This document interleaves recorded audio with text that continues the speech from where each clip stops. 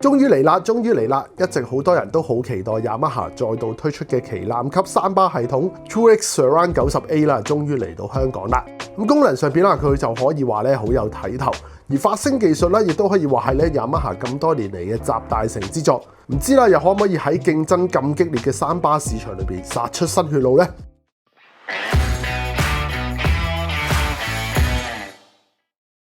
大家好，我係瑞歡，嚟到 fearsun.com。咁喺正式開箱之前，提提大家，如果想接收最新嘅影音資訊、產品評測或者教學影片嘅朋友咧，記得訂閱我哋 fearsun.com 嘅 YouTube channel，follow 我哋 IG 同 like 我哋 Facebook， 有最新嘅影音資訊會啲 social level 同大家分享嘅。如果大家中意一條片，就記得 CLS comment like 同埋 share， 因為呢三部曲咧可以令到呢條片推送俾更多人睇。唔該晒大家先。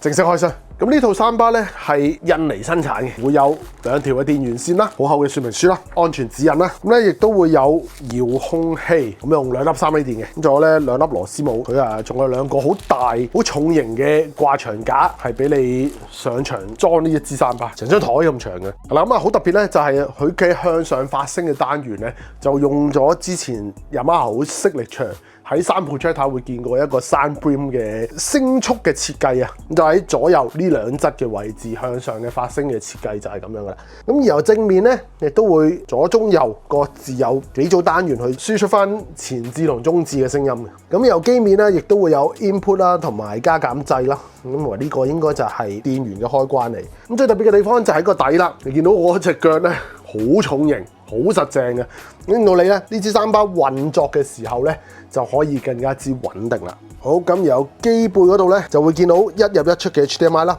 咁輸出嗰組會支援 EARC 啦，亦都會有光纖，咁同埋咧亦都會有 Ethernet 嘅連接嘅，咁同埋咧有個大頭嘅 USB 咧係俾你去做 update 用。電源插就喺機背嘅左手邊呢一個位。好，咁之後咧呢一隻就係佢嘅subwoofer啦，個 size 咧就唔係好大嘅，咁應該咧都幾方便入屋噶啦。咁呢隻subwoofer咧，Yamaha咧就稱呼佢係咧一個新世代嘅無線嘅超低音嚟，咁亦都係一個 active 嘅設計啦，所以咧需要駁電嘅。今次咧佢將會有一對咧全新嘅後置喇叭咧去配合翻佢呢一套三巴系統嘅，咁型號咧就係 TrueX Speaker 3A 啦。咁啊，實際上就係咁樣噶啦。咁攞上手咧，其實就唔係話好重身嘅，其實係用呢個 USB Type C 去充電啦。咁所以佢亦都可以真正咁樣做到一個咧全無線嘅後置嘅聆聽體驗啊。咁喺 USB Type C 嗰個充電位啦，亦佢會標示翻左右嘅。咁由上邊咧，亦都會有播放暫停啊、加減音量啊，咁同埋咧會見到有一盞燈嘅，嗰盞燈咧標示 Surround 定係 Solo， 佢亦都可以獨立運作，做一個藍牙喇叭嘅。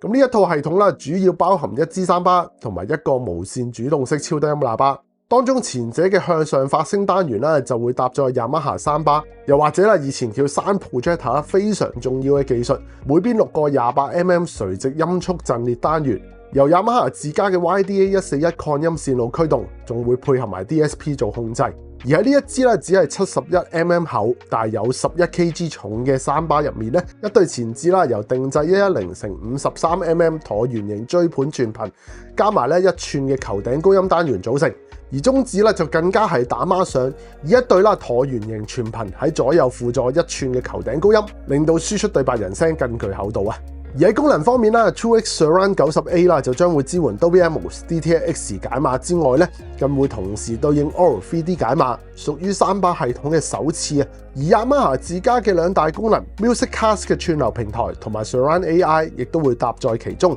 後者咧亦都係首度喺咧三巴產品入面出現。呢樣咧就要歸功於啦 Qualcomm QCS407 64bit 嘅 SoC 晶片啦。而去到超低音方面啦，Yamaha亦都首度引入全新開發嘅對稱擴孔技術，6.75寸嘅低音單元會係一個咧向前發聲嘅設計，然後咧再喺超低音內部嘅中間位置咧設有上下對稱開孔嘅導管。Yamaha 啦表示佢哋就利用咗咧 PIV 粒子影像測速技術去驗證，確保呢一種氣孔啦可以令到低音單元運作嗰陣咧氣流可以更平穩咁樣釋放，從而降低噪音達20個 dB， 令到低頻咧有更理想下潛之餘咧亦都更加乾淨咧。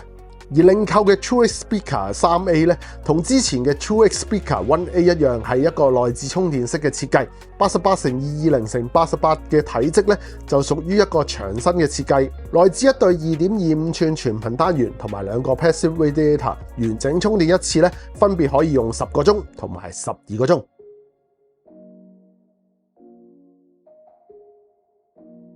Yamaha 呢一套三巴系統咧，係會有個 GUI 嘅 on-screen 嘅選單咧，俾你去做設定嘅。選項咧就係而家畫面見到嘅呢一堆啦。包括咗 speaker， 咁入咗去之後咧，最主要就可以設定翻啦向上發聲喇叭嗰個陣列嘅一啲選項。咁包括咗角度啦、焦距啦，同埋咧天花嘅高度嘅。咁然後咧其他發聲單元嘅音壓咧，亦都可以個別咁樣去設定嘅。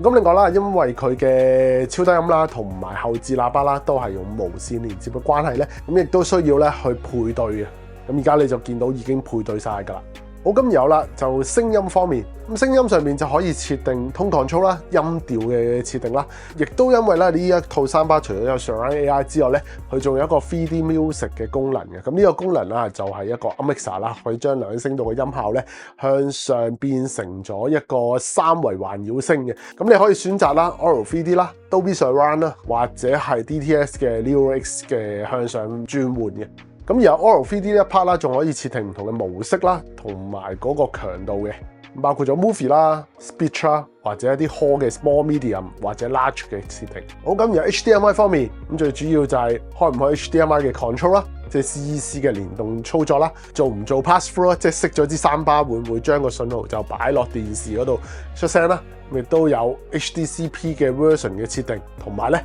turn 唔 turn on 個 ARC 嘅功能。咁另外咧仲有 function 啦、電管理嘅功能啦。咁包括咗啦，就係如果你連接咗一對無線嘅後置喇叭嘅時候咧，呢個 TrueX Ready 嘅功能咧就建議你 turn on 咗佢嘅。同埋咧，將來如果你有 firmware update 咧，可以透過 network 或者 USB 去做 firmware update 嘅。咁藍牙除咗可以接收藍牙播放咧，亦都可以做一個咧藍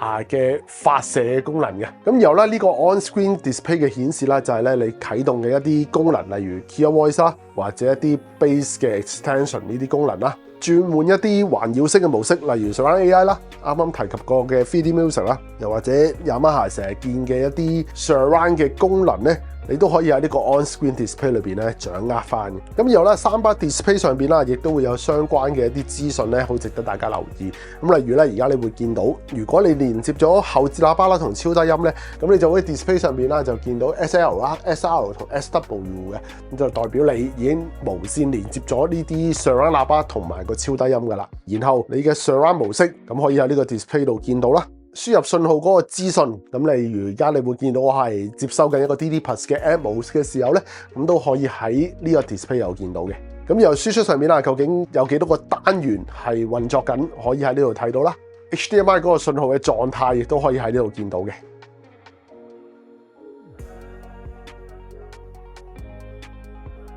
咁呢個 app 裏邊啦，你可以見到咧，咁同之前其他真係兩聲道音響嘅產品，以至係一啲 AVM 一樣咧。咁喺呢一個 app 裏邊啦，你可以直接就 log in 翻你嘅 Spotify 啦、Qobuz 啦，又或者係使用呢個 Tidal Connect，以至係咧 Amazon Music 等等嘅功能，亦都可以咧串流播放你自己嘅 music server。咁然後因為呢一套三巴咧有其他嘅 input 嘅關係啦，咁例如咧你就可以轉 HDMI 嘅 source 啦，又或者 TV 即係 EARC 嘅功能啦，同埋光纖等等嘅轉換 source 你喺度做到。咁之後咧亦都會有音量嘅增減嘅。咁而喺設定上邊啦，亦都會比起咧其他Yamaha嘅產品會豐富啊。例如啦，你可以用 Surround AI 啦、3D Music 啦等等嘅音場嘅模式啦。咁同埋咧 Turn On Turn Off 佢嘅 Clear Voice 啦，同埋 Bass Extension 嘅功能啦，亦都可以咧調節超低音嘅音量。然後咧亦都有再深度嘅設定咧，就係咧每組單元嘅輸出嘅音壓，你都可以做翻獨立嘅調校啦。設定嘅時候啦，亦都可以開啟一個 test tone 俾你去做翻一個 balance 啦。咁同埋咧向上發聲嗰組單元咧，亦都可以設定 brimming 嗰個角度嘅。咁你咧就可以透過調校呢一個角度咧，就去設定翻最滿意嘅向上發聲嗰個效果啦。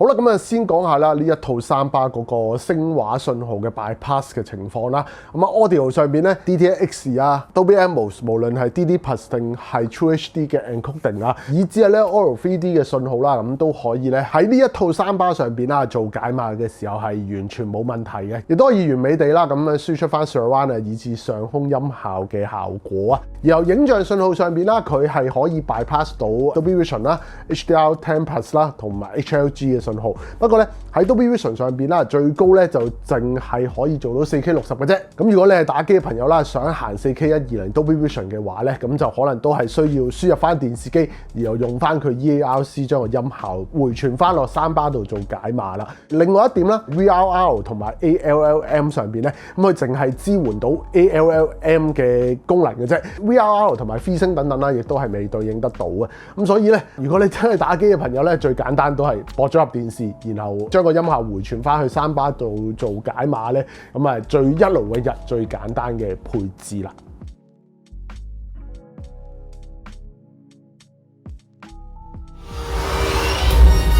Whether the soundscape sets the mood of a scene.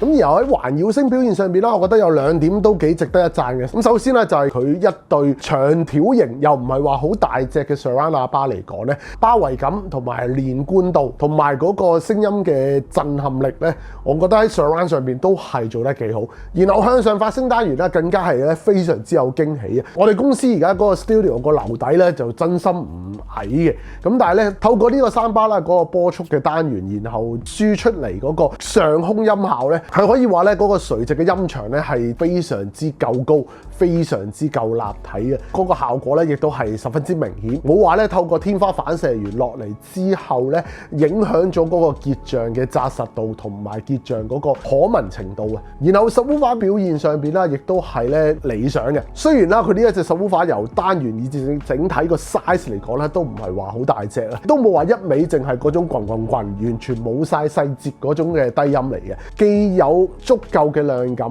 同時間亦都有一個咧好好嘅細節嘅呈現。咁所以咧可以見到啦，Yamaha咧今次喺呢一個subwoofer裏邊加咗一個新嘅技術入去，喺一個有限嘅容積之下咧，出嚟個低音亦都係真係有十分之唔錯嘅效果。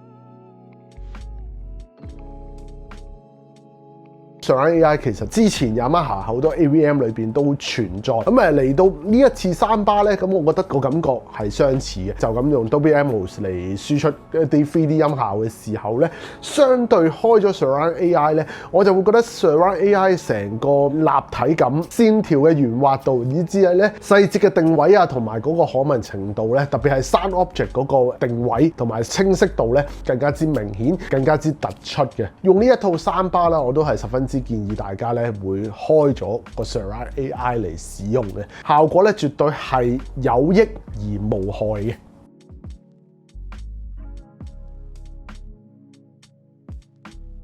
咁至於啦 Aural 3D 咁，我分別就試咗用一啲原生 Aural 3D 編碼 4K Blu-ray 嘅音樂啦，然後咧用 MusicCast 佢哋呢個自家嘅串流平台去播放一啲啦 Qobuz 呢一個串流平台上邊嘅一啲音樂，然後咧再用 Aural 3D 嘅 Unmixing 去做試聽。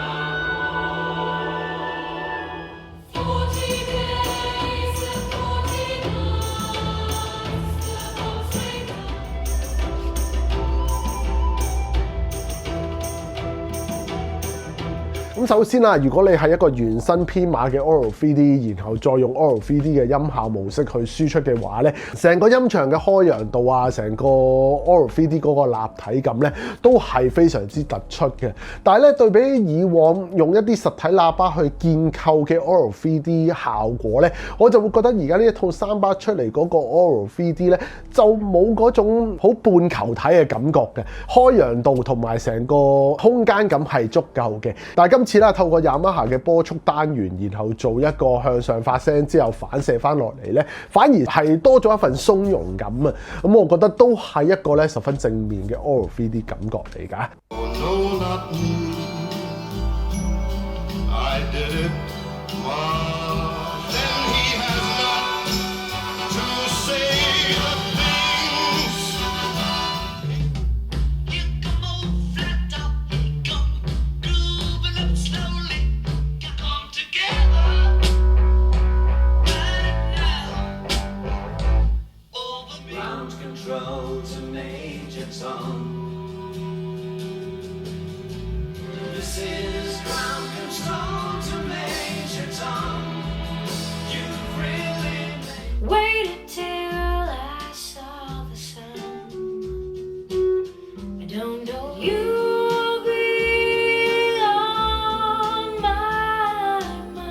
之後咧，再講下去做 3D upmixing 啦。咁其實用 Aural 3D 做 upmixing 嘅時候，你可以選擇唔同嘅效果嘅強度啦，同埋用呢個 Cinema 嘅模式，又或者係 Speech 嘅模式，咁都幾多嘢玩嘅。我都覺得聽緊歌嘅時候就冇咗一種咧，以前如果有啲咁樣嘅 3D 模擬嘅功能，每一種咧好似好空洞洞，有啲入咗一個山窿聽歌嘅感覺。咁今次呢一個 Aural 3D 嘅 upmixer 亦都完全冇呢一個感覺，係實正嘅，而係似一個啦原生用咗一個 3D 沉浸式嘅音效編碼去製作嘅音樂咁樣嘅感覺。雖然佢就唔係一個好傳統兩聲道嘅聆聽嘅體驗嚟㗎啦，但係咧佢開咗呢個 Aural 3D 出嚟啦，配合成個三巴呢一個 form factor 去播放呢個兩聲道嘅音樂嘅時候咧，反而係會更加之咧適合攞嚟聽歌。咁所以咧，如果對於 Aural 3D 一直有興趣有偏好嘅朋友，咁我就會覺得啦，今次呢一套三巴啦就會咧俾到一個好正面嘅聆聽體驗嚟啦。